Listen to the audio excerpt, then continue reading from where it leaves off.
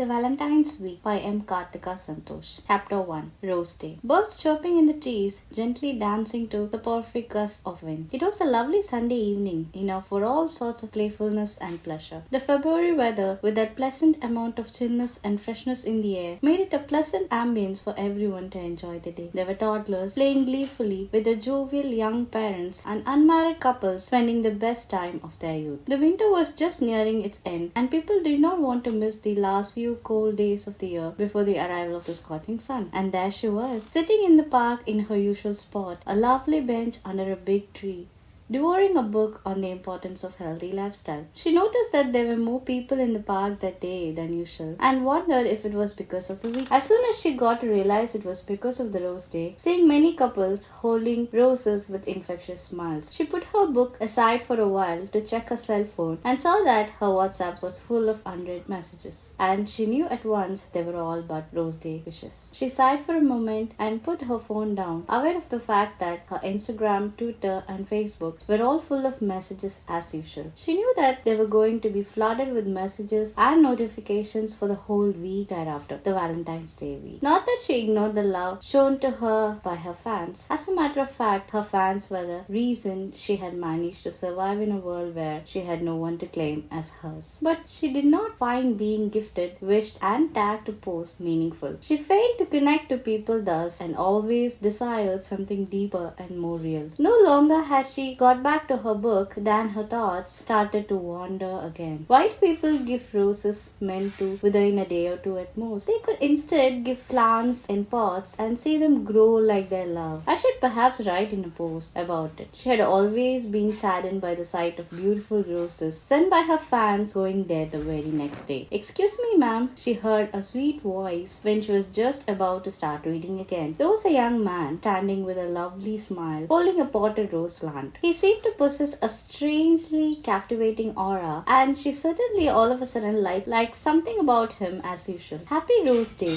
he wished her with that same bright smile. "This is a gift from me for you for this day." He gently extended his hands holding the rose plant.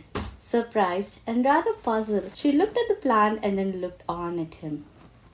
She couldn't help accepting it and saw that he held another bag with more plants in it. He had sensed what she was thinking about. "Yeah, gotta give these to others as well," trying to convey that gifting a rose plant is far better than gifting a plucked rose. Turning back, he was about to leave, and she could say he was in a hurry. "What's your name?" she managed to ask. He turned back to look her one more time. Her face seemed familiar, but he could not recall from where. As he had to leave soon, he did not bother to think about it much. "Oh, you can call me S," he said. "The alphabet, yes?" she asked, surprised. Yes, he reiterated. She looked back at the rose plant once again, wondering how often something like this happens when the universe works so quickly to grant one's wish, and when she looked up, he had already left. "That's a perfect end to a beautiful day," she affirmed, and got up to leave. Little did she know that it was merely the beginning of something beautiful that could change her life.